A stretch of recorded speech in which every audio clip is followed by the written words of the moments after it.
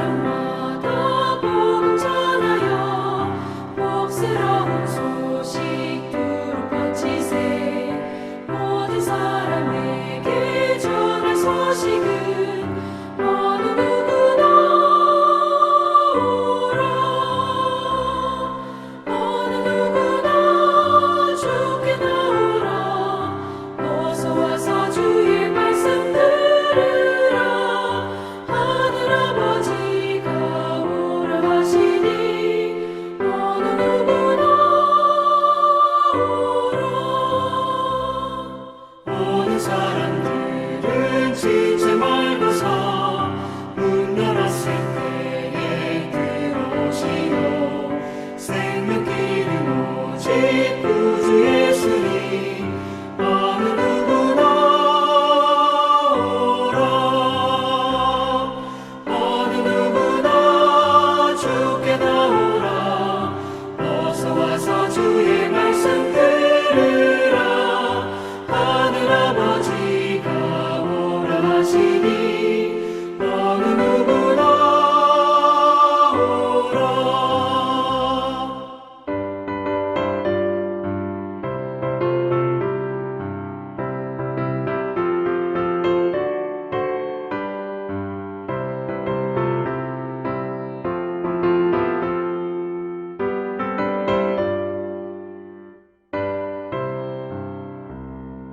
언약하신 대로 이룰 것이니 누구든지 언약 받을 수 있네. 받은 사람에게 생명이로다.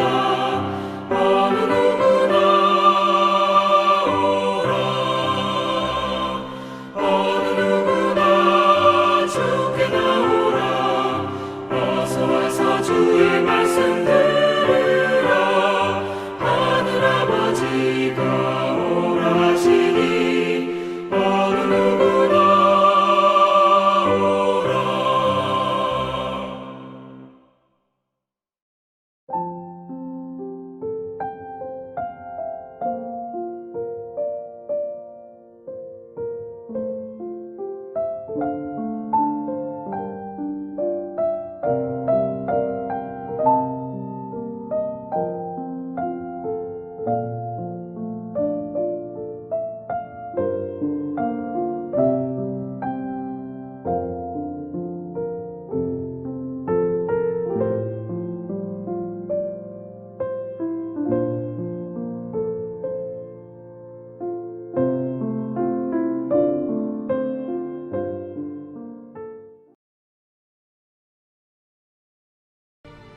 우리가 알거니와 하나님을 사랑하는 자, 곧 그의 뜻대로 부르심을 입은 자들에게는 모든 것이 합력하여 선을 이루느니라. 우리는 모두 내 인생에 좋은 일만 생기기 바랍니다. 어떤 일이 좋은 일이냐 그러면 그저 내가 좋은 일이 좋은 일이다 이렇게 말하죠. 내가 좋은 일이라고 생각해서 또 내가 원하는 대로 이루어지는 게 뭐 잘못되었다는 말이 아닙니다. 좋은 일이죠. 문제는요, 내가 말한 대로 이루어져서 그 좋은 일이 이루어지긴 했는데, 그 일이 인생 내내 좋은 일이 될지, 그 나쁜 일이 될지, 그 알 수가 없다는 게 사실은 문제입니다. 처음에 그 일이 이루어졌을 때, 정말 내 인생에 좋은 일이 생겼구나, 이렇게 기뻐해도요, 오히려 어느 또 세월이 흘러가면 그 일이 내 인생에 가시가 되는 경우가 참으로 많거든요. 네. 또 그 반대의 경우도 물론 있고요. 네. 그러니까 우리가 하나 결론 낼 수 있는 게 우리가 너무 쉽게 기뻐하고 또 쉽게 슬퍼하고 뭐 그럴 필요가 없는 거죠. 우리가 성도로서 이 세상을 살아가는데 아주 중요한 기준이 있어요. 원칙이라고 할까요? 첫째요. 인생길은 내가 결정하는 것이 아니라 하나님이 결정하시다라는 겁니다. 역대상 29장 12절에 보면요. 부기가 주께로 말미암고 주는 만물의 주제가 되사 손에 권세와 능력이 있사오니 모든 사람을 크게 함과 강하게 하시니 주께 있나이다. 이렇게 말씀하셨어요. 네. 그리고 두 번째, 그러니까 우리 인생은 하나님의 인도하심에 따라야 됩니다. 아니, 따를 수밖에 없죠. 네.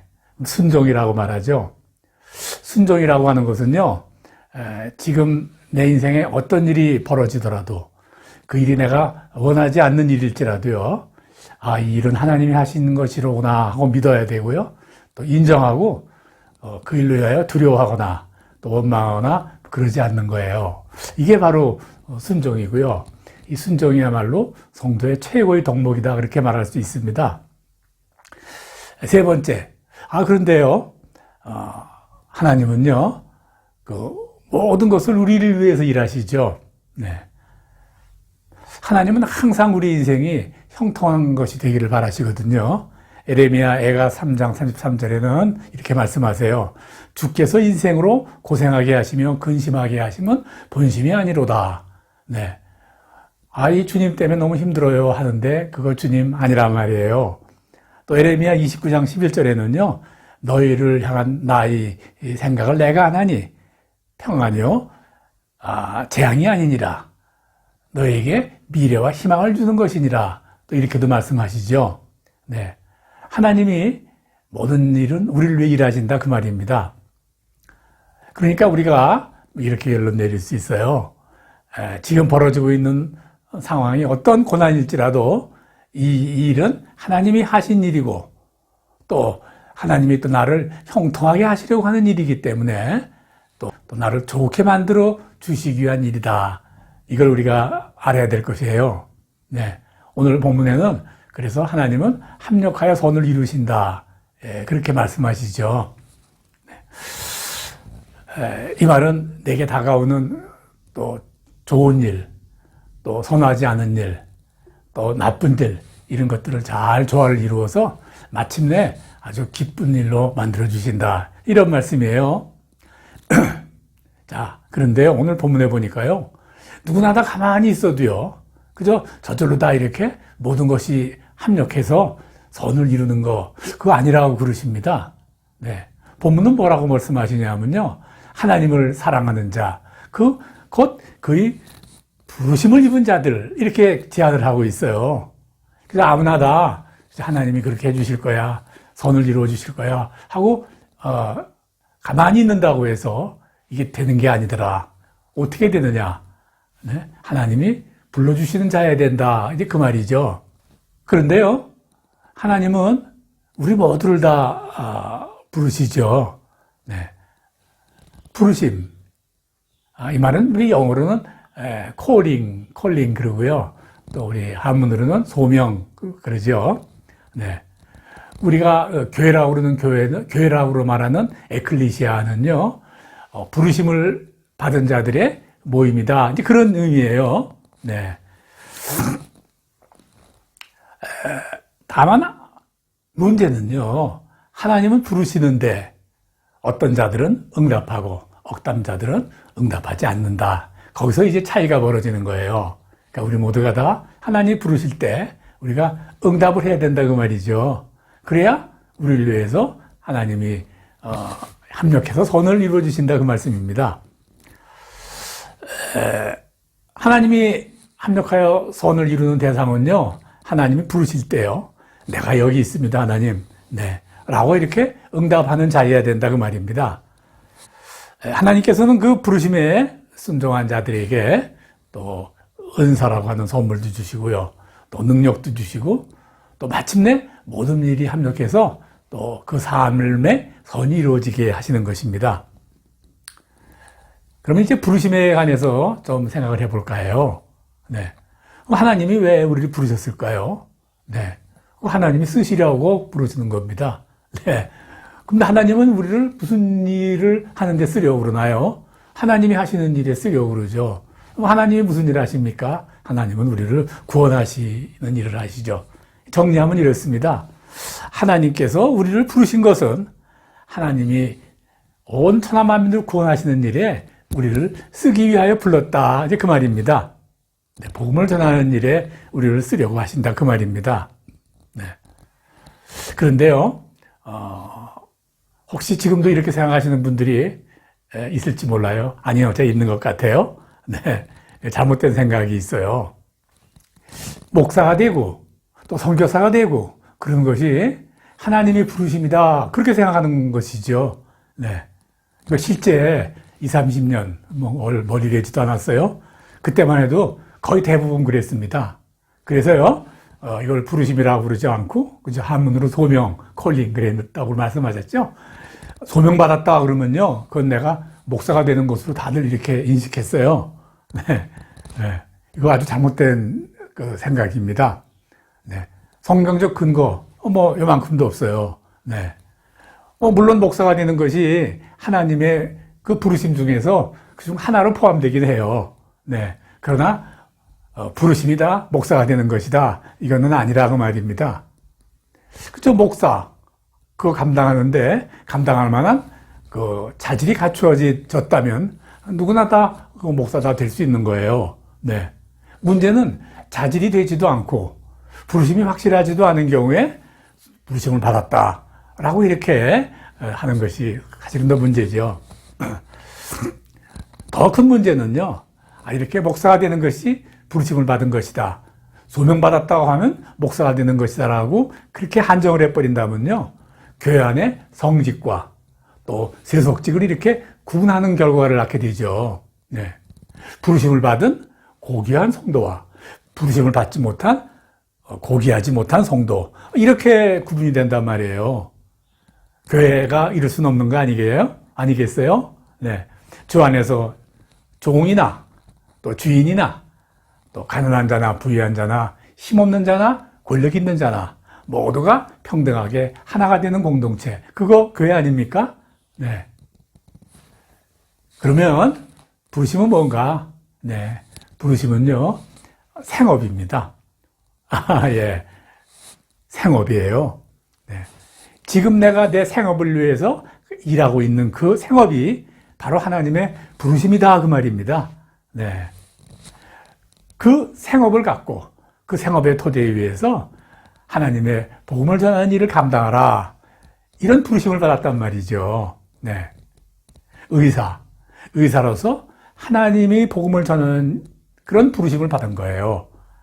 또 정치로서, 어떤 이는 또 배우로, 또 공무원으로, 또 교사로, 또 가수로 등등등등 지금 생업으로 하고 있는 그 일을 통해서 복음을 전하는 일로 부르심을 받았습니다. 그게 정답이에요. 여러분은 여러분의 일을 통해서 어떤 부르심을 받았는가, 그거 고민해야 될 시간이에요. 이거 새로운 말 아닙니다. 네. 그래서 오래된 이야기고 몇십 년 전 일도 아니고요. 이미 벌써 이런 결론은요, 400년 전, 500년 전에 난 거예요. 우리가 잘 아는 종교개혁자 칼빈은요, 부르심이란 단어는 직업이다, 이렇게까지 정의했어요. 네. 어느 직업이든지 하나님이 합당하게 여기시고 이것이 부르심에 해당되는 것이다, 그렇단 말이죠. 이미 종교개혁 당시에 이미 다 일반화된 거고 또 신학적으로 정리가 된 사항인데요, 21세기에 살아가는 우리가 이 문제를 가지고 또 다시 걸어간다는 것은 사실은 좀 부끄러운 일이에요. 사실을 하나님은 부르실 때 우리를 그냥 부르시지 않습니다. 네. 그 부르심을 잘 이행할 수 있도록 또 은사도 주죠. 또 그 은사로 사명을 잘 감당하게 하시죠. 네. 우리가 은사할 때 바로 그것은 복음 전도를 위해 주신 것이다, 우리가 그렇게 정의할 수도 있는 거예요. 은사. 네. 그런데 하나님이 부르셨다고 또 그것으로 끝나는 것이 아닙니다. 네. 부르신 자는요, 보내심을 받아야 돼요. 보내심. 우리가 그 최초의 사도를 말할 때, 이 말은 보내심을 받은 자다, 그렇게 우리가 말하고 있습니다. 하나님은 부르신 사람을 이제 훈련시키죠. 네. 부르심은 우리가 소명이다 그런다고 말씀드렸는데, 부르심을 받은 자가 이제 그 훈련을 다 마치고 하나님이 보내신 곳으로 떠나게 될 때, 그걸 우리가 사명이다, 이제 그렇게 이야기를 하죠. 그러니까 우리가 이 보내심, 사명을 우리가 행동에 옮기기 전까지는 우리가 훈련을 받아야 됩니다. 많은 훈련이 있죠. 기도 훈련, 또 무슨 말씀의 훈련, 뭐 여러 가지 등등 훈련을 많이 받아야 되는데 그중 가장 중요한 그 훈련이 뭘까요? 네, 저는 그 훈련이요 고난이라고 믿어요. 네, 고난을 이기는 훈련, 고난을 해석하는 훈련, 그거 받지 않고서는요 우리가 하나님의 보내심 잘 감당할 수 없어요. 네, 그 현대에 많은 교회들이 있잖아요. 네, 참 큰 교회도 많고 그런데 많은 교회들이요, 뭐 건물이나 또 재정, 어떤 또 프로그램 뭐 이런 것들을 채워가는 일에 아주 열심을 하다 보니까 부르심을 받은 그런 성도들을 또 보내는 일에는 대단히 그 미혹한 것 같다는 생각이 제가 많이 갖고 있어요. 네, 우리 교회는요 부르심을 받은 성도들을 잘 합당하게 훈련시켜서 보내주는 것이 교회에 합당한 일입니다. 네, 그렇게 분명히 말씀드릴 수가 있어요. 네, 하나님께서는 부르셔서 훈련을 시킨 후에 이제 세상으로 보내시죠. 네, 선교사 또 목사, 목회자들만이 하나님께서 보내신 것일까요? 다시 말씀드리지만 그렇지 않습니다. 이 땅의 모든 교회들, 모든 성도들은요 바로 보내심을 받았습니다. 도대체 어디로 보내는 것이냐?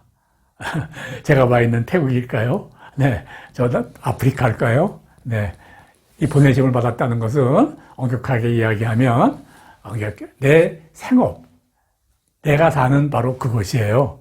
그것에 바로 부르심을 받은 자들을 보내는 것이죠. 네, 예수께서 이르시되 너에게 평강이 있을지어다. 아버지께서 나를 보내신 것 같이 나도 너희를 보내노라. 이렇게 말씀하셨어요. 하나님께서 예수님을 세상에 보내셨던 것 같죠. 예수님께서는 또 우리를 세상에 보내셨습니다. 그 세상은 어디인가? 바로 내 생업을 유지하는 직장, 내가 매일매일 먹고 잡고 사람들을 만나는 바로 내 지역, 내 동네, 그것이 바로 하나님께서 보내시는 곳이라는 사실을 결코 있어서는 안 됩니다. 물론 사람에 따라서는 또 이렇게 먼 이북 땅, 뭐 아프리카 땅, 또 저 남미의 땅 이런 곳으로서도 보낼 수도 있겠죠. 네.